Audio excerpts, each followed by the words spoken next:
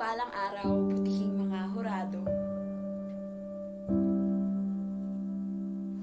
At mga kapwa ko kabataan, nakatayo sa inyong harapan upang maging boses ng aking kapwa kabataan sa pagpapahayag ng isang kalooban.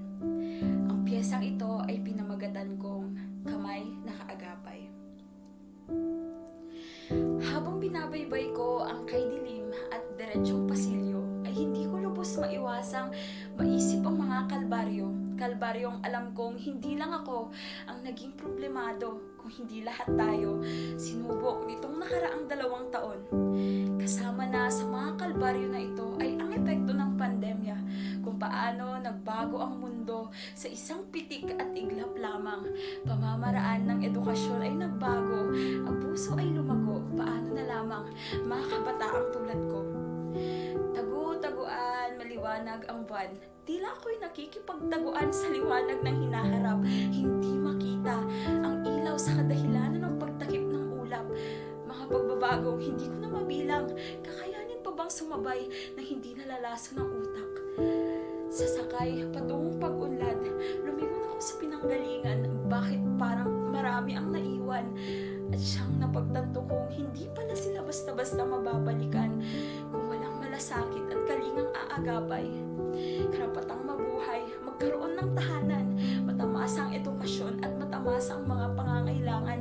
Ilan sa mga karapatan na dapat ay ating tutukan nang walang kahit isang bata ang maiwan.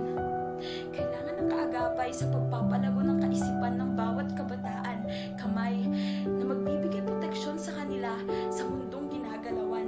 Tamang agapay lamang ang kailangan na siyang magbibigay direksyon sa bawat kabataan ng ating bayan. Sa kabila ng mga pagbabagong hinaharap, mapapandemya man yan o ano pa, karapatan ng mga kabataan ay ating bigyang halaga, ating tutukan pagkat sila ang pag-asa ng bayan. Kami ang pag-asa ng bayan at nakasalalay ito kung paano kami huhubugin ng ating kapaligiran. Tayo ay nasa kasagsagan ng pandemya, new normal. New normal na siya ngayon ay sinasanay na. Marami mang pagbabago ay alam kong tayo ay sama-sama sa pagsulong ng pagtutok sa karapatan ng bawat kabataang tulad ko. Bawat bata ay mabibigyang halaga sa pamamagitan ng pagtutok sa kanilang karapatan. Mga matay ating buksan sa malaking posibilidad na ang bawat bata ay magtatagumpay kung kanilang matatamasa ang kanilang karapatan ng tama. Kung kaya naman ay nasa ating mga kamay kung paano natin maaagapay at matutugunan ang karapatan ng bawat bata sa buong bansa. Karapatan ng bawat bata ay ating tutukan ng kahit isang bata